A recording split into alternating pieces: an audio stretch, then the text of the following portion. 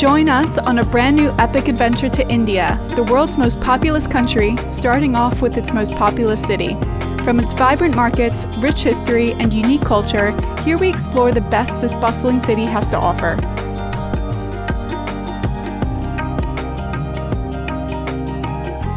We eat like the locals, undertaking a street food tour like no other. Mumbai has so many unique culinary experiences as a melting pot where different cultures from the subcontinent and abroad come together, and the best way to do it is to just dig in.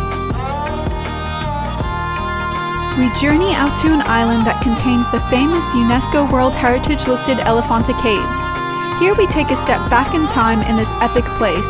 Join us on this amazing adventure in Mumbai, India.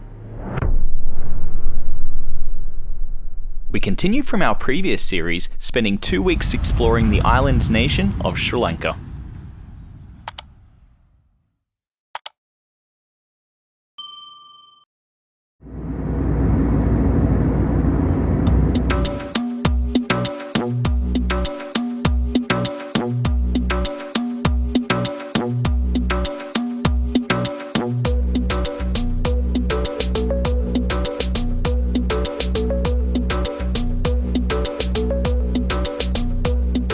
Upon landing in Mumbai, we could see the houses, buildings, and slums stretched as far as the eye can see.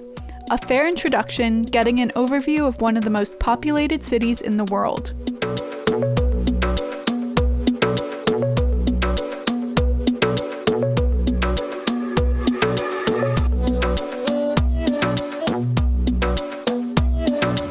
Beautiful Mumbai, peak hour traffic. Welcome to India, Chicky.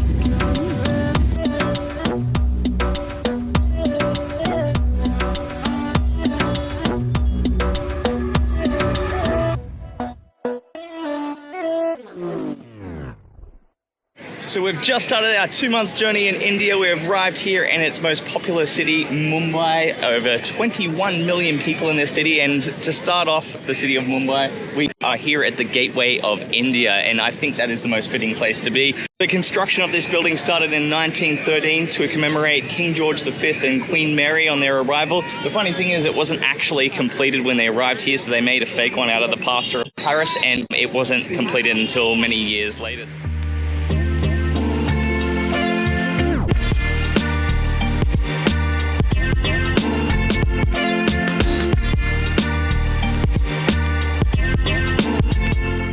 About to leave the Gateway of India here, or as the locals call it, the Getaway of India, because this is where the last British troops left in 1948, and they left through the Gateway here.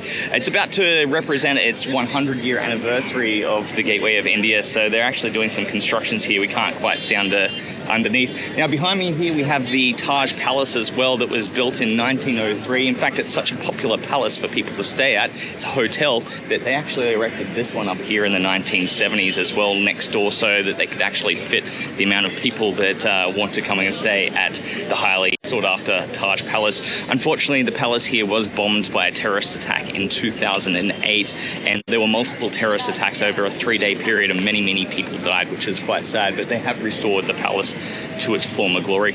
We're going to go and explore some more of Mumbai now, or as some of the older generation know it as Bombay. The name actually Bombay came from the Portuguese, who called it Bombay, which means beautiful bay. In 1995, they renamed it to give it more of a local Indian name. Mumba actually means the goddess of the fishermen, and Ai means mother, so the mother goddess of the fishing people, which is kind of suitable for this seafaring city.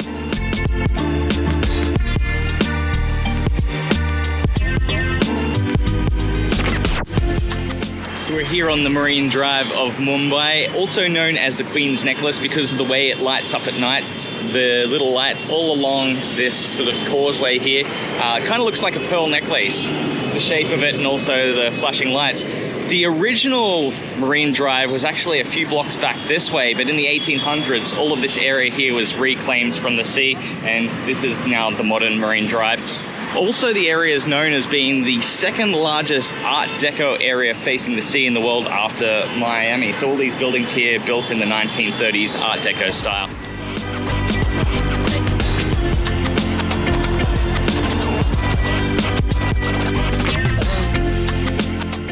This is how you cross the road in Mumbai. Jesus. This is terrifying.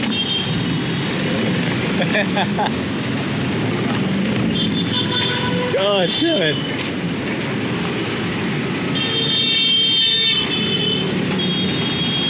He said, don't make eye contact, just close your eyes, pray to every single god in India, hope for the best.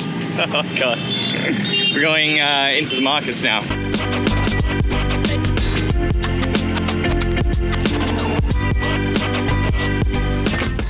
So we're at the Minatai Takari, which is the flower markets here in Mumbai. A lot of these flowers are mainly used for offerings, but also you'll hang as well when you buy like a new washing machine or refrigerator. You decorate it with flowers. The women put the flowers in the hair. It's kind of interesting to see how they're creating them too.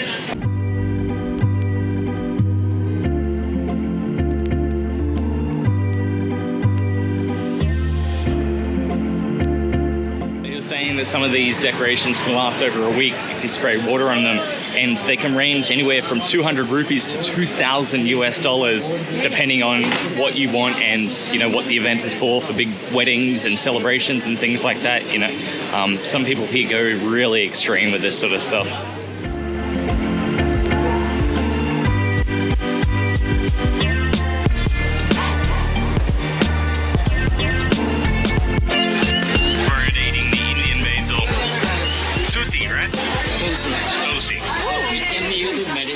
In India, when we make tea, we can add tulsi leaves to it. Even the small babies, newborn babies, if they have cold cup, you take a bunch of tulsi, remove the juice of it, and feed the baby. It's very good.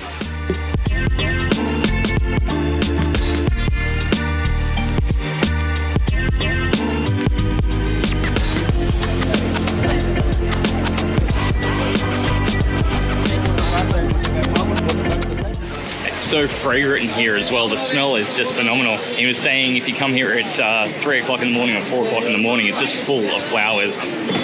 Obviously it's a little sold out by now, but it's still pretty awesome to see at this time in the morning. It's about 10:30 in the morning. So they get tons and tons of flowers here every single day, and about 80% of them get sold every single day for all these religious purposes and traditions that I was talking about. Miranda got a flower, didn't you? Yeah, someone offered me a flower, and I go. heard it's popular to wear flowers in your hair, so... I've got to up my flower game. God, it's chaos here, they're beeping. All right, cool. I'm gonna go check out the next side.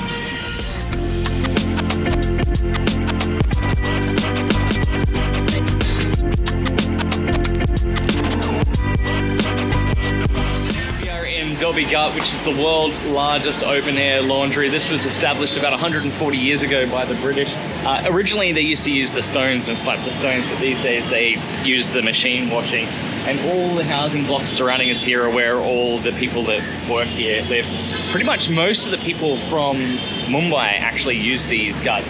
Not just the hotels, but also individuals living and working in Mumbai. Pretty crazy to see.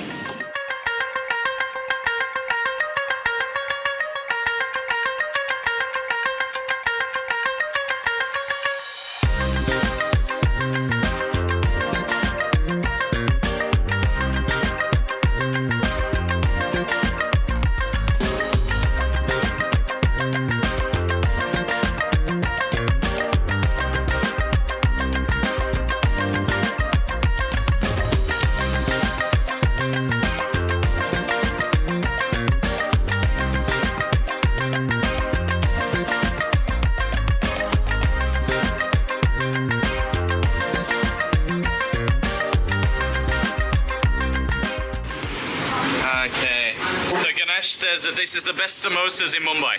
Best samosas in Mumbai, you can see it. Oh, nice. That's good.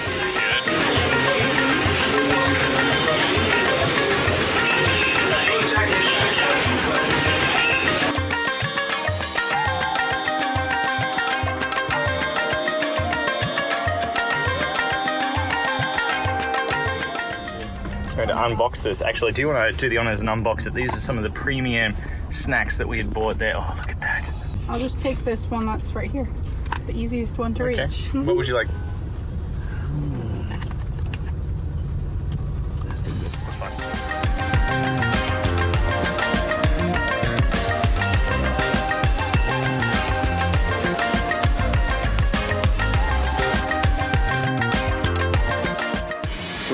residence of Mahatma Gandhi, which is where he lived between 1917 and 1934.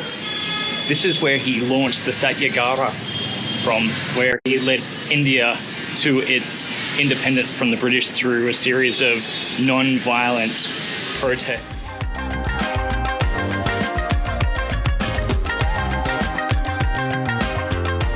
Mahatma Gandhi pioneered the philosophy of Satyagraha, or non-violent resistance, which became the cornerstone of India's independence movement between 1915 and 1948 against British colonial rule, which was heavily prejudicial.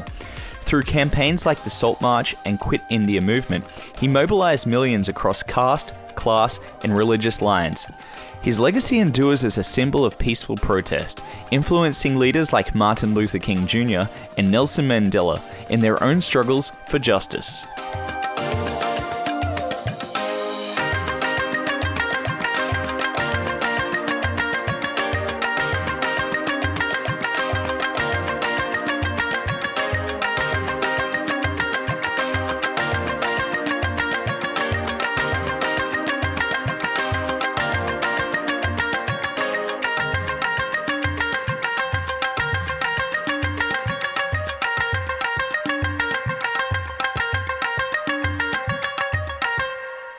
As a revolutionary trying to unite all the people here in India, regardless of their religions, their faith, which is quite a hard effort to go through, and unfortunately it led to his death, his assassination. We're going to learn a lot more about Mahatma Gandhi on this trip in India. I feel like he's such an inspiring person. You've learned a lot, Chicky? I have, and all the quotes I'm reading, he's so inspirational, and if only most people felt like that in the world, there truly would be peace, because man, he's a wise guy. Yeah, he really was.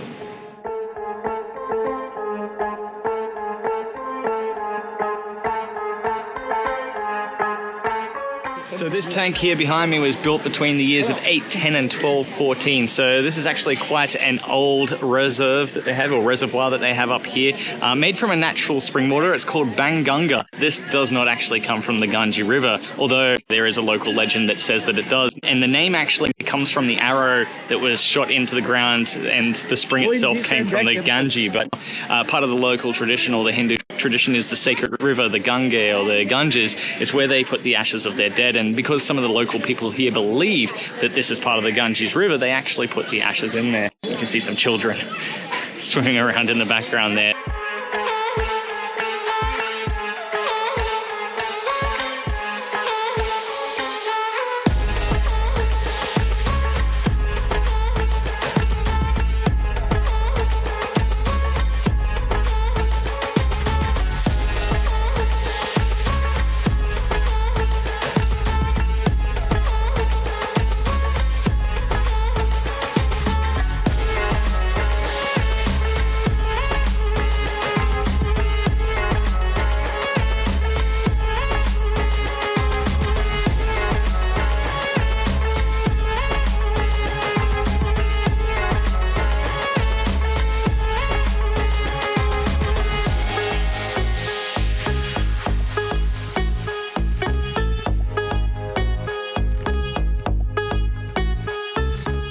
So there's 15 to 20 temples in this area, and even if you see some of these small houses here, they look kind of like poor from the outside, but apparently our guide was saying that the people that live here are quite wealthy, and they generally own gold and jewelry shops throughout town.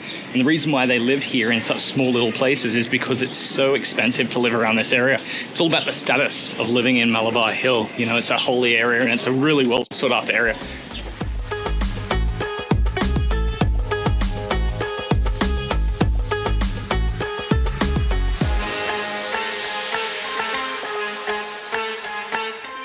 We're in the Kamala Nehru Park, also known as the Hanging Gardens.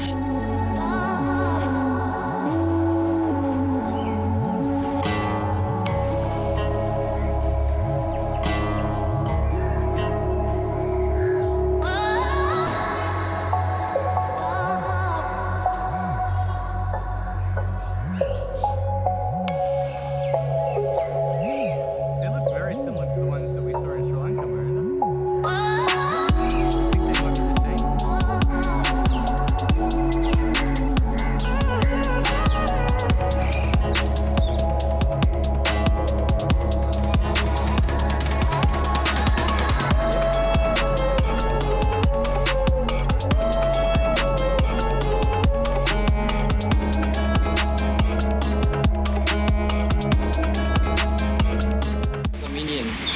banyan. They are here under the banyan tree.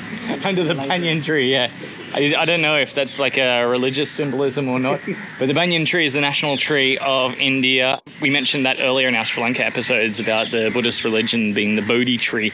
The same tree, essentially, the tree in which Buddha sat under and gained enlightenment. And also in the background there, we have the giant shoe. Do you remember the nursery rhyme about the old lady who lived in a house shaped like a shoe? That's where it all comes from. She apparently lived in Mumbai.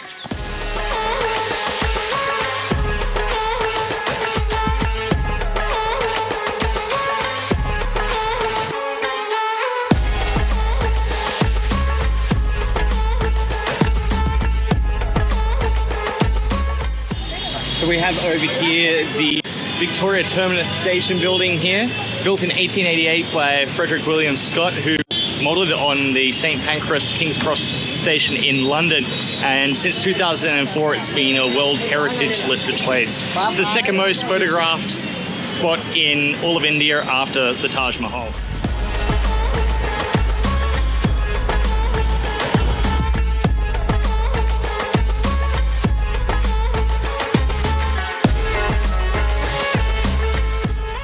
So we're here in the central station, and 7 million people per day take these trains here in Mumbai. Now, out of those 7 million people, they say on average about 2 or 3 people die per day. In fact, when we're just talking to Ganesh, he's saying that it's so dangerous, people hanging outside the doors and potentially getting hit by poles, that he actually feels like it's like going to war. Your family doesn't know if you're coming back at the end of the day, and he'll send them his wife a message saying, I'm inside the train, and also send her a message when he leaves, because he's so worried that, you know, he might one day become one of those casualties. It's the cheapest, by far the cheapest mode of transport, which is why so many people use it. The station itself is quite famous, you know, in countless Bollywood movies they use this station. In fact, he said in most Bollywood movies, when people arrive in Mumbai, you see the shots here of the station. I haven't seen many Bollywood films, but one Indian film I have seen from Mumbai was Slumdog Millionaire, and there was a scene featured right at the end of the film where the boy meets up with his girlfriend on the overpass bridge in the background there. So I'm going to go back and watch that film again and see that scene that was shot here. Now, I mentioned it was known as the Victoria Terminus, but that was the British name given to this. I'm going to try my best at pronouncing the Hindi name, and I'm not at all cheating or reading off any signs. Chhatrapati Shivaji Maharaj Terminus. There you go, look at that, I remembered it.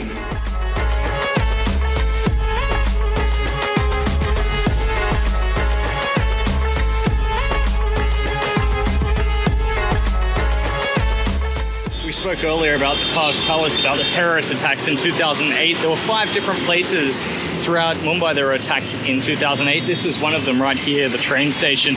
So basically the terrorists had backpacks full of weapons, ammunition and grenades and things like that. It's absolutely disastrous and terrifying.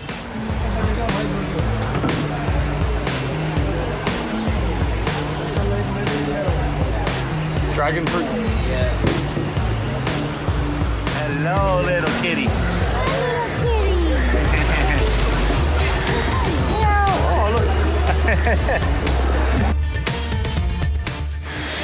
So this is the inside of the Crawford Market, built in 1869, named after the architect Arthur Crawford. It was actually the first building in India to really receive electricity. Look up the lanterns up here.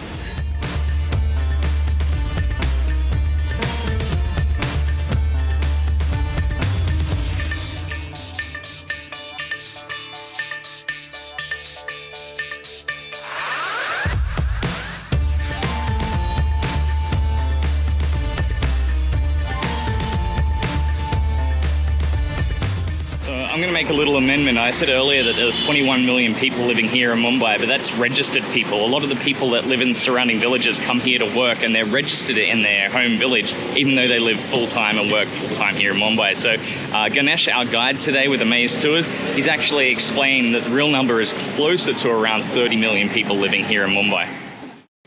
One thing you may notice if you watch our channel is we absolutely love trying the local food in each place. So what we've actually booked here for this afternoon is a local food tour, street food tour in Mumbai. Has some of the best street food in the world, and obviously having someone there that knows the best places with the best obviously hygiene's one of the issues here, is what we are really excited about. So we're going to have someone take us around right now and check out some of the local street food. So we're going to start off with a little bit of adventure, do as the locals do, and head on the train. Hey.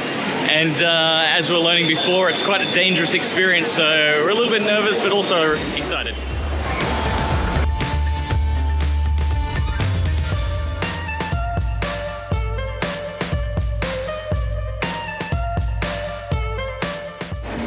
So we're at the Church Gate railway station, which was the first railway station in Mumbai. Interesting to note with the actual train carriage as well, they've got a carriage here for cancer patients only, they've got a ladies only carriage, and they've also got one for the babalas, which are actually people who go around delivering food to houses and things like that. So they have little symbols and signage on all the trains to specify who is in what carriage. So we're not exactly hanging out the doors, which is a bit of a relief. This is our tour guide. Why don't you introduce yourself? Hello, my name is Balaji. I'm the tour guide for Miranda Map for food tour. Excellent. He's going to show us around. So these carriages are designed for 67 people. During peak hour, they fit over 300 people, or squeeze in over 300 people. So luckily, we are not traveling in the peak hour right now. It's actually pretty cool just chilling out in the train there. But we are starting to get hungry, so we're looking forward to grabbing some food.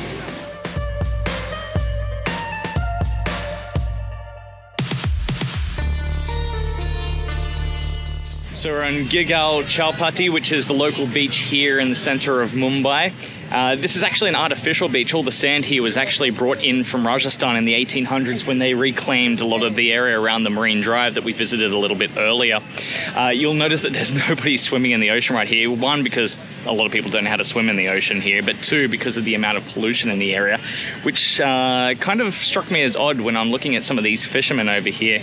Apparently they're the native people to the Mumbai area, so they're called the Coolie people, and they actually have a right to fish in this section of the Arabian Sea right here, which is, as I mentioned before, quite polluted. So they fish here, and once a year they actually give an offering to the sea, because that's where they derive all their income as fishermen.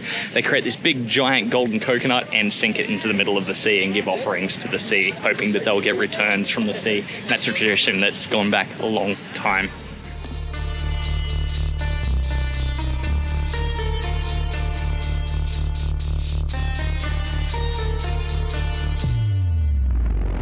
Check out the food market here now on the beach, and apparently it's Hindi food market, so it's all vegetarian food. So we're going to try some vegetarian food stalls. All right, so it's pani puri. So the pani is the water, and the puri is the flour, the ball made of fried flour with chickpeas and spices. Miranda's going to be our guinea pig. I think this one's bigger though. Can I have the smaller one? I don't think I can fit this all in one.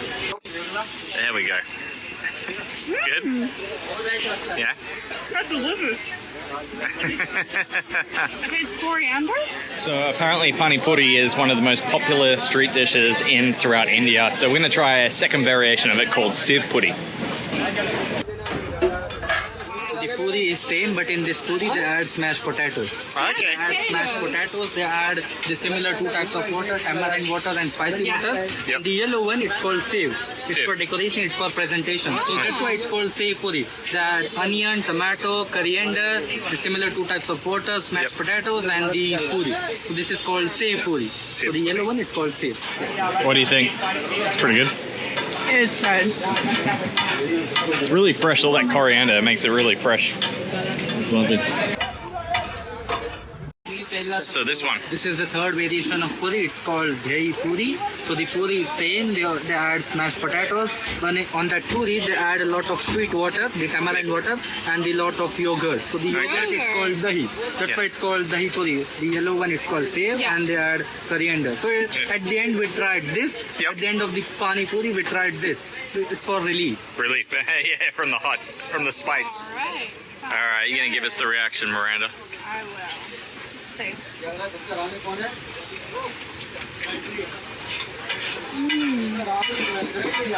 right.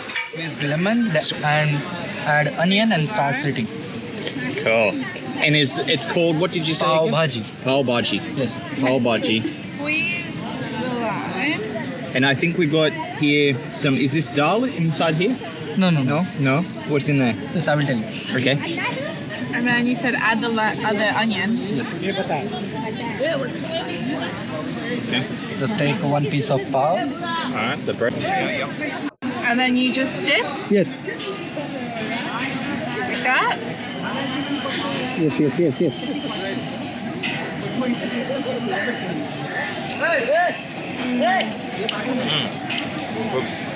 That's really good. Very good. Mysore masala dosa. So this dosa, first they make dosa with the rice flour. They make a thin layer of dosa.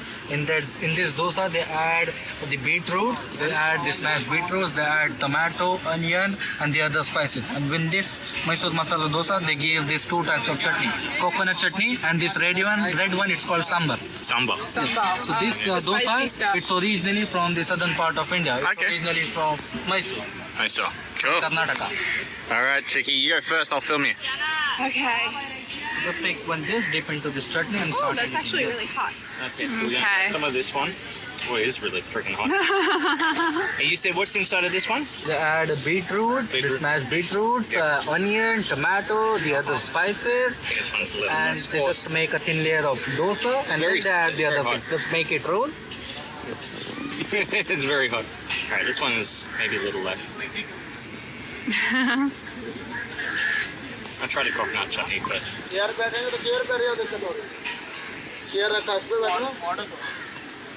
Pretty good.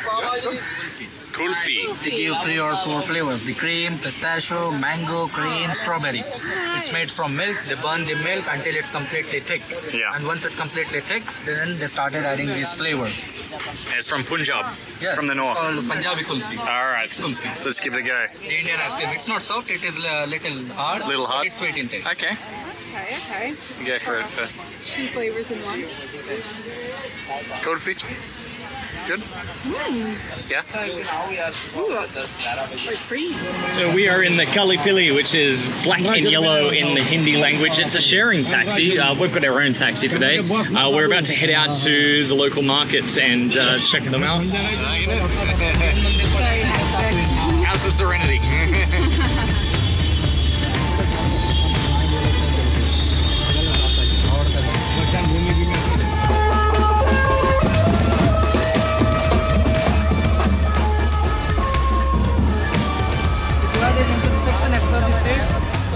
So now we're checking out the Balishwa markets.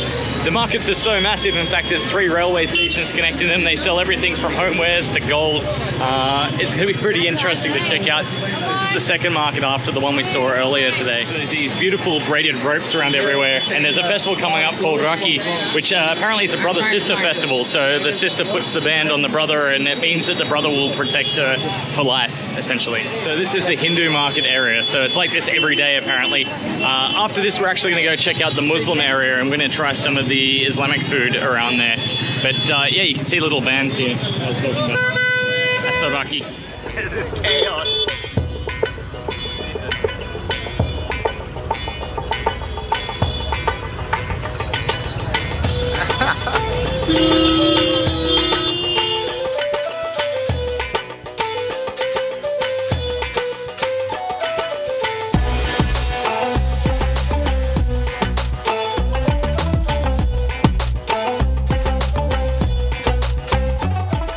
So we're going from the Hindu market area, we're now in the Muslim market area. If you can hear over the sound of the horns, you can hear the call to prayer in the distance. And you can see a mosque behind me there too. So it's around prayer time now. It's not as busy.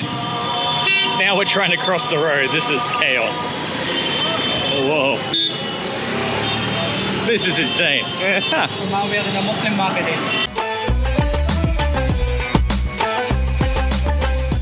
Alright, what do you got there? I got the egg roll. And what is this one here? Yes, so it's called green chutney. You have to dip into this. Yeah? Start dipping. It's sweet and spicy. Okay. Really good? You want some? Yes, by the roti. This one's also got chicken, is it? Yes, they add the smashed egg. Egg and chicken.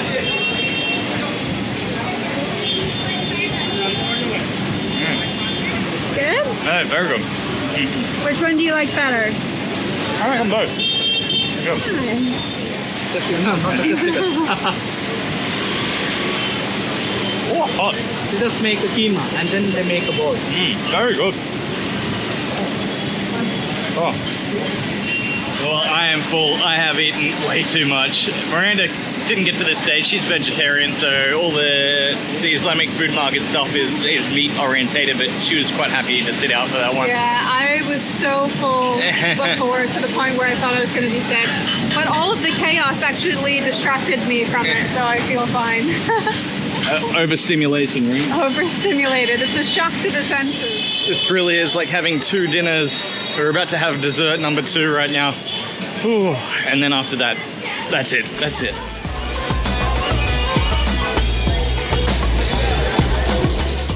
So we're at the Taj ice cream here in Mumbai. This is a staple in Mumbai. It's the oldest ice cream place in Mumbai. And this is Amir here. He's generation number 6. Since 1887. And I've got a saffron and pistachio ice cream, and Miranda's got the almond and chocolate chip. Delicious. Very yummy. Very delicious. Yeah, this is good.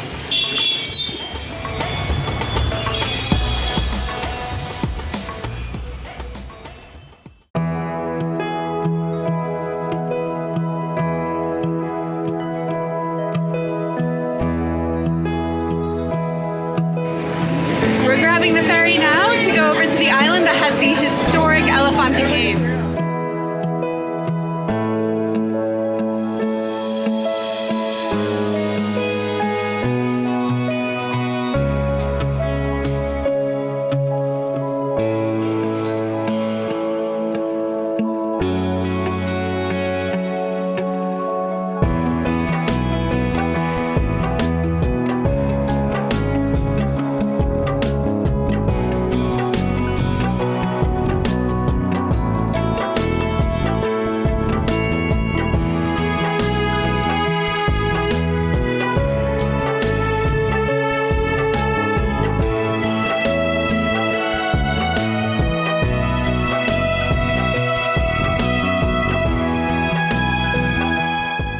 Told that this is the thing you had to try in Mumbai. This is the Vada pub, or the Indian hamburger. So I think it's a fried potato dumpling. I'm gonna give it a try.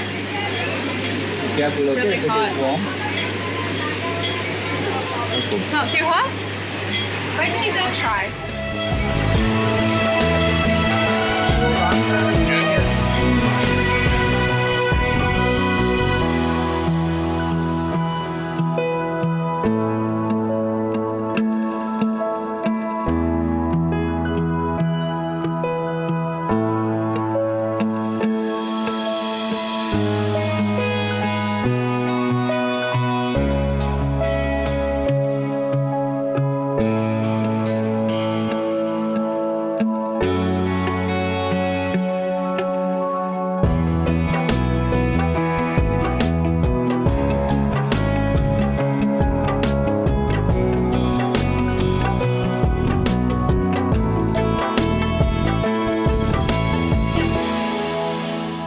So we're about to head into the first of the caves here on Elephanta Island. It was literally carved out by hand between the 5th and 7th century AD, and it was dedicated to the Lord Shiva, who is one of the supreme gods for destruction and also for reincarnation. It was unfortunately destroyed by the Portuguese when they arrived here in 1536, and they destroyed it to destroy the culture because Hindus won't worship broken statues, but also they believed there were jewels inside the statues themselves, which unfortunately there were not for the Portuguese. The name Elephanta actually comes from the Portuguese because there was a big giant elephant statue here, and they yelled out Elephanta, which is elephant in Portuguese, and that's where the name came from. Unfortunately, the elephant statue is not here anymore. The British did take that out, and it is in the museum in Mumbai. We're going to go check out the caves anyway.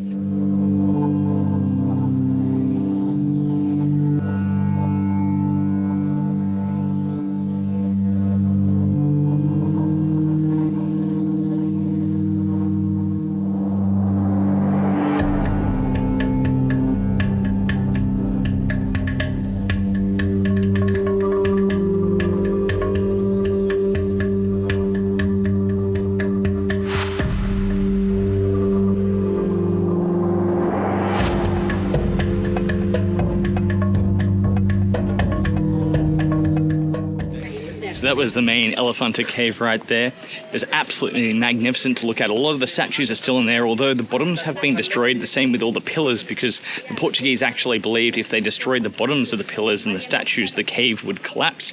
And fortunately it didn't collapse, and that's because it's all carved out of solid volcanic magma rock, so that's how they're able to actually retain what they have there. But everything's symmetrically done up. It all has a lot of deep meaning in there. We're really lucky today because there's not a lot of people here. In the center is actually a shrine, and people do come here every year to worship that shrine because it wasn't destroyed.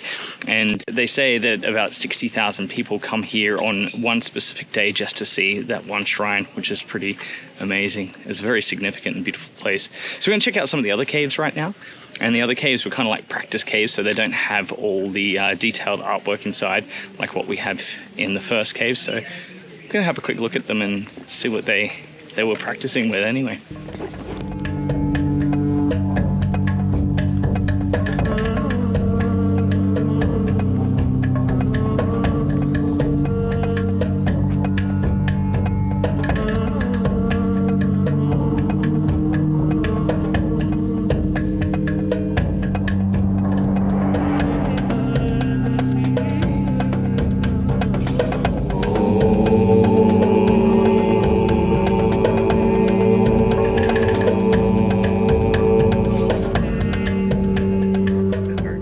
So most likely the reason why the other caves were abandoned was because of the fact that the actual rock itself is quite porous and it wasn't as good a quality to carve out of as the other ones.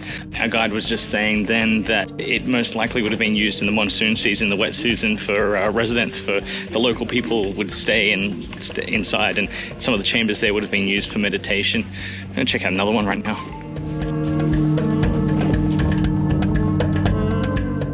Cave we just explored here had another one of those little shrines or lindrums there. It's the day they come here and worship those, because this one is still intact, so it's also used for worship, is called Mahashivratri. That's the day they all come in here. There is one more cave, but we will not explore that because it's actually closed off at the moment. I think they're doing some restorations there, but it has been a really cool experience, and our guide David has been fantastic, so definitely recommend this. This was with Amaze Tours.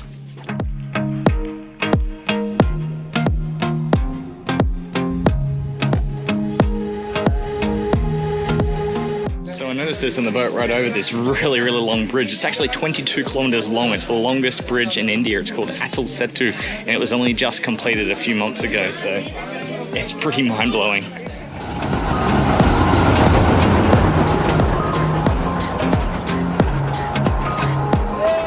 So what do you think of the caves, Miranda? They were so impressive. It's pretty cool, actually. So impressive. Very good experience. Highly recommend it. Yeah.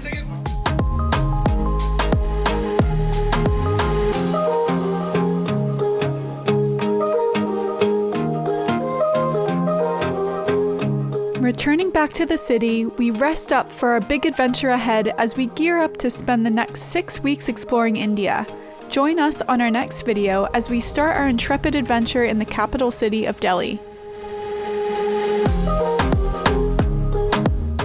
Hey guys, just a quick message. We really hope you enjoyed this video. Many hours of work goes into every single video we make, and we try to make them to the very best of our ability. We take the time to choose the best travel destinations and the best adventure activities so that we can provide you with top-tier content. However, the only way our channel can grow is with your help. If you enjoy our videos, please leave a comment letting us know, along with any questions you may have, or if there's anything you'd like to see more of. Interactions in the comments section, along with liking our videos, is what gets us exposure on YouTube, along with sharing this video. If there's anyone you think would enjoy our videos, please share and help us grow global travel stories. We thank you for your support.